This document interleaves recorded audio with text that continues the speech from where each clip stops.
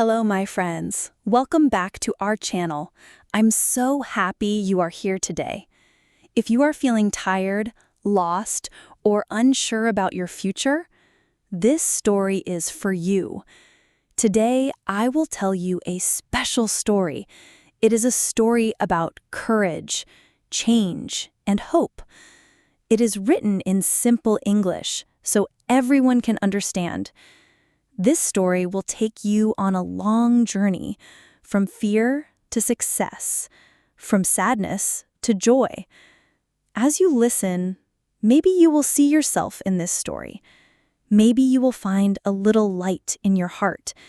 So, sit back, relax, and let's begin. Chapter 1: Emma's Ordinary Life. Emma was 24 years old. She lived in a small town. Every day, she woke up at 7 a.m.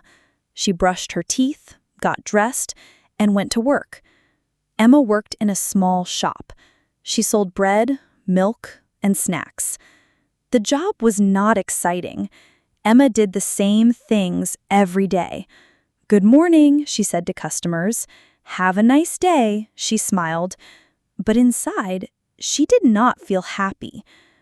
Emma had dreams when she was younger. She wanted to be a teacher.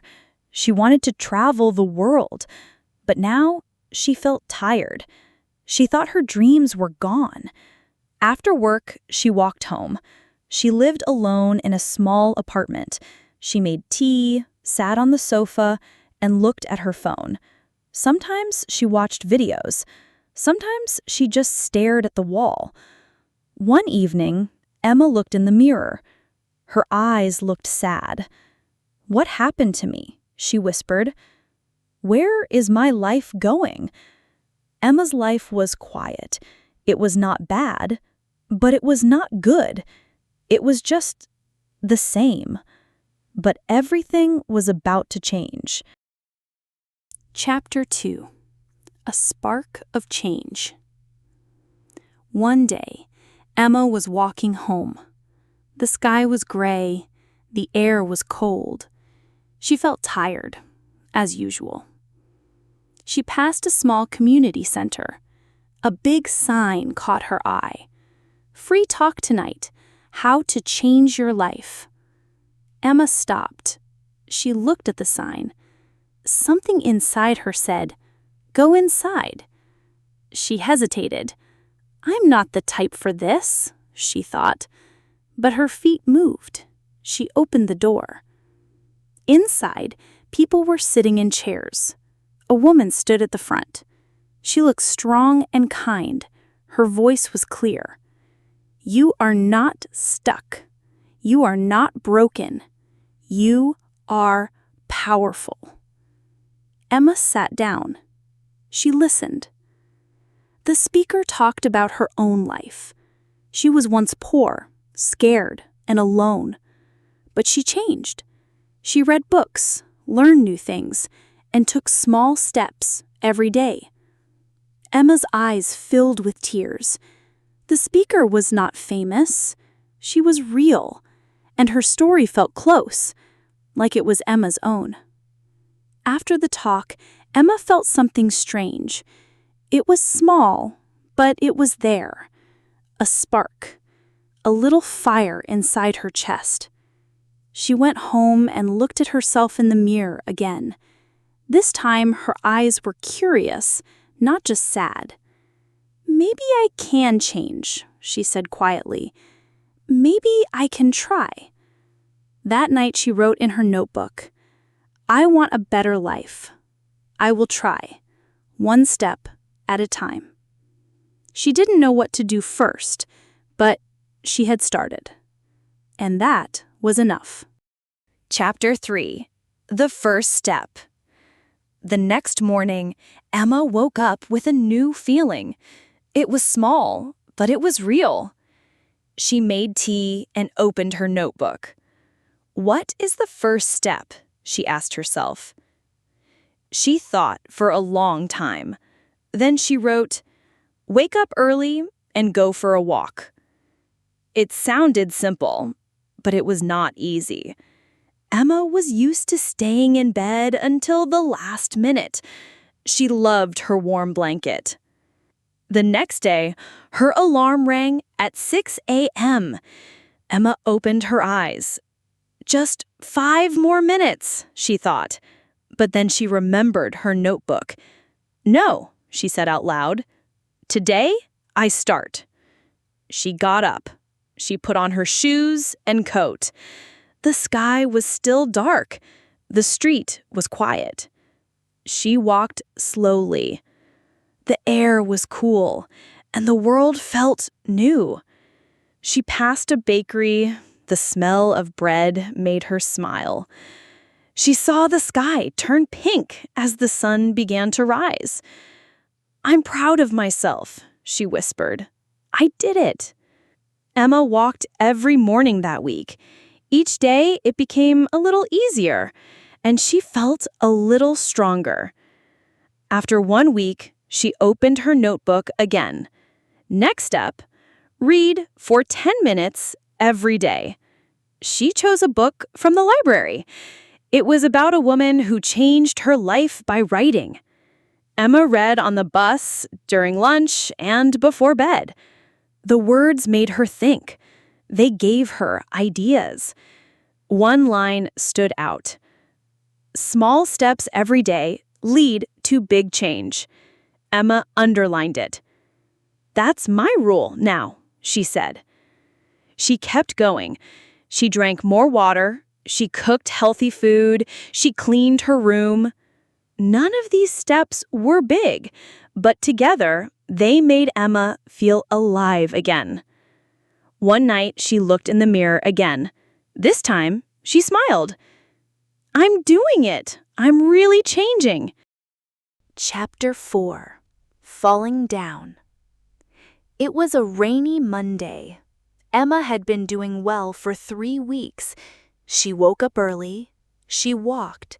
She read. She ate healthy food. She felt proud. But that morning, things felt different. She was tired. Her head hurt. She didn't want to walk. "I'll skip just 1 day," she told herself. 1 day became 2, then 3. By the end of the week, she was back in bed until late. Her room was messy again. Her book was untouched. Her phone was in her hand all the time. Emma looked around and felt the sadness return. "I failed," she said. "I knew I couldn't change." She avoided her mirror. She avoided her notebook. She didn't want to see her own words. "I'm weak. I'm lazy," she thought. She started eating junk food again, watching too many shows, saying no to calls from her mom. A week passed, then another. One night she sat alone on her sofa. The room was dark. Only the TV was on. She wasn't even watching it. Tears came quietly. She hugged a pillow and cried. "I tried so hard, but I ruined everything." Then she saw her notebook on the table. It was dusty. She stared at it. She didn't move. Finally, she reached for it. She opened it slowly. There it was, her first sentence. "I want a better life. I will try, 1 step at a time." She touched the page with her fingers. "I forgot why I started," she said. Then she turned the page. She read her steps, her goals, her progress. A small voice inside whispered, "You didn't fail. You just fell." Emma closed her eyes. The next morning, she didn't walk, but she made her bed. It was a small thing, but it was something. "I fell," she said, "but maybe I can get up." Chapter 5. Learning to Get Up. Emma started going to a small cafe on Saturdays. It was quiet and calm. She liked sitting by the window with tea and her notebook. One morning, while she was writing, an older woman sat at the next table. She had kind eyes and a gentle smile. "Writing?" the woman asked. Emma nodded, "Just trying to get my thoughts out." "I used to do that too," the woman said, "when life felt heavy." Emma looked at her. "Did it help?" The woman smiled. "Yes, but what helped more was learning that falling is part of growth." Emma tilted her head. "What do you mean?" "Well," the woman said, sipping her coffee, "I used to think failure meant I was weak, but now I see it means I was trying." Emma stayed quiet. The woman continued, "Falling is not the opposite of success. It is part of success. It teaches us what doesn't work. It makes us stronger." Emma thought about the last 2 weeks, how sad she felt, how she stopped walking and reading. But she also remembered that she made her bed. She opened her notebook. She came to the cafe. "I guess I didn't quit completely," Emma said slowly. "No," the woman said, "you didn't. You paused. Now you keep going." They sat in silence for a while. Emma finally said, "Thank you. I really needed to hear that." The woman smiled. "We all need reminders. Be kind to yourself." After that day, Emma came back to the cafe every Saturday. Sometimes the woman was there. They talked about books, habits, and hope. Emma began to see her journey differently. She stopped calling herself a failure. She started calling herself a learner. She wrote a new sentence in her notebook. "I will fall sometimes, but I will always rise again." That sentence stayed with her. The next week, she walked again. She read again. She started smiling more. Emma was learning to get up, and that changed everything. Chapter 6. New Habits, New Hope. Emma felt different now. She was no longer chasing perfection. She was building patterns, one small step at a time. She started creating a habit tracker in her notebook. Each day she drew check marks: morning walk, healthy breakfast, read 10 minutes, journal feelings. Some days she didn't complete everything, but most days she did. And that consistency gave her confidence.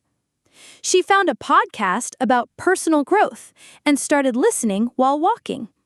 She heard other people's stories.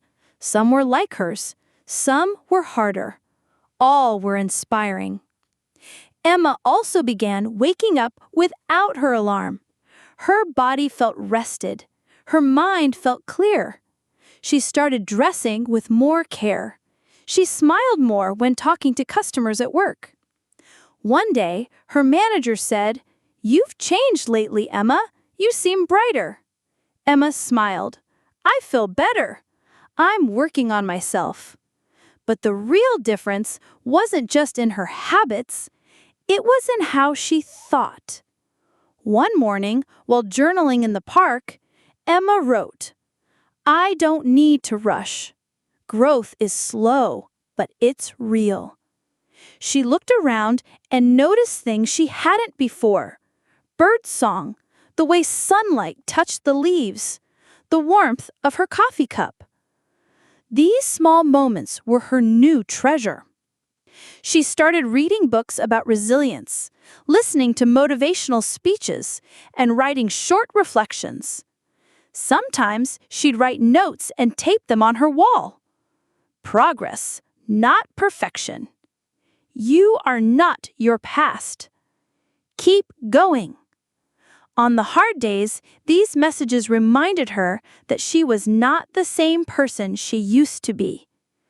Emma also joined a small online community focused on daily challenges.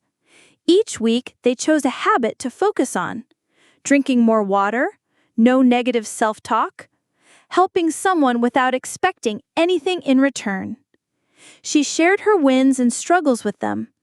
People replied with encouragement. One member wrote, "Emma, your honesty helps us all." Emma realized she didn't have to do it all alone anymore. She was growing roots in herself and in others. At night, she wrote, "I'm not the same Emma from last month, and next month I'll be even stronger." She believed it, and that belief lit a quiet fire inside her. Chapter 7: The Big Test. It was a cold morning when Emma woke up to a message that shook her. Her mother had fallen and was taken to the hospital. Emma's hands trembled as she held her phone. Her breath quickened. Old fears rushed back. She wanted to panic like she used to, but something inside told her to breathe. She put on her shoes and walked to the kitchen. She made tea and sat down, just breathing, just being still. It was a moment she would have rushed past before, but not now. "I can only help if I stay calm," she whispered to herself. At the hospital, the smell of disinfectant brought back memories. Years ago, visiting her father during his final days. She felt the familiar ache, but now she didn't run from it. She held her mother's hand and smiled. "I'm here." The doctor came in. "No broken bones, just a sprain. She'll need rest and some help at home." Emma exhaled with relief, but she didn't collapse. She felt strong, steady. The next few weeks were hard. Emma went to work, came home, helped her mom with meals and movement, and still tried to keep her new habits alive. Some days she missed her journaling. Some days she skipped her walks. But she never skipped kindness, to her mother or to herself. Late one night, after putting her mother to bed, Emma sat on the couch. She was exhausted, her body hurt, her eyes were heavy, but her heart whispered, "Look how far you've come." She remembered a time when one bad moment would ruin her whole day. Now, even a storm couldn't shake her roots. Emma didn't need to be perfect. She just needed to keep showing up. That was her new strength, and she wore it like quiet armor. Chapter 8: Support and Strength. Emma was tired, but she didn't feel alone. Taking care of her mom was hard, but something had changed inside her. One evening, while making soup, her phone buzzed. It was a message from Lily, the friend who had helped her at her lowest point. "Hey, just checking in. How are you?" Emma smiled. She told Lily everything: her mom's fall, the hospital visit, the sleepless nights. Then she added, "I'm okay. Actually, I'm stronger than I thought." Lily replied, "I'm proud of you. Really, you're becoming who you were always meant to be." Emma felt warmth in her chest. Someone saw her, not just the struggles, but the growth too. That weekend, Lily came to visit. They sat in the park with coffee, just like old times. But this time, Emma talked more. She didn't just listen, she shared. She told Lily about her habit tracker, the podcast, the quotes on her wall. Lily laughed. "You sound like a motivational speaker now." Emma blushed. "Maybe I'm just learning to believe in myself." Lily grew quiet. "You know, I've been struggling lately too. Maybe you can help me too." Emma's eyes widened. She never thought someone would come to her for support, but now it felt natural. She nodded. "Of course, we can do this together." They started meeting every week. They made small goals. They held each other accountable. On days Emma felt weak, Lily reminded her of her strength. On days Lily felt lost, Emma shared what helped her. It wasn't perfect. Sometimes they skipped meetings. Sometimes they cried. But they always came back. Emma wrote in her journal, "Helping someone else helps me too." She realized support wasn't one-sided. Giving made her feel full. Listening gave her clarity. Her world was no longer just about healing. It was about connection. One night, after a long talk with Lily, Emma looked at her reflection. She didn't just see someone surviving. She saw someone becoming. And for the first time, she whispered, "I am proud of me." Chapter 9. Reaching the Peak. Emma woke up early. The sky was still dark, but inside she felt light. She looked at her calendar. It had many check marks now, one for each day she followed her new habits. Today was special. It was the last day of the 90-day challenge she made for herself. Emma smiled. She got out of bed, stretched, and whispered, "Let's finish strong." She ate a healthy breakfast. She listened to her favorite podcast. Then she went outside for a walk. While walking, she thought about the last 3 months. It was not easy. Many days she wanted to quit, but she didn't. She kept going, even when she felt tired, even when life got hard. Now she stood on the other side. She felt stronger, braver, kinder. At the park, she saw children playing. She sat on a bench and opened her notebook. She wrote, "I did it. I really did it." Later that day, Emma met Lily. They had a small celebration. They laughed, drank tea, and talked about their wins. Lily said, "Emma, you inspire me. You didn't just change your life, you're helping me change mine." Emma smiled. "That means everything to me." That night, Emma stood by the window. The stars were bright. She whispered, "I climbed my mountain, and now I can help others climb theirs." Emma was not the same girl anymore. She was someone new, someone full of hope, and she knew this was only the beginning. Chapter 10. Lighting the Way for Others. Emma was no longer the girl who cried quietly in her room. She was no longer the one who said, "I can't." She had changed. She had grown. Now, she wanted to help others. She didn't need to be perfect. She just needed to share her story. One morning, she opened her laptop and started writing. She wrote about her pain, her small wins, and the lessons she learned. She wrote in simple words. Words like, "You are not alone.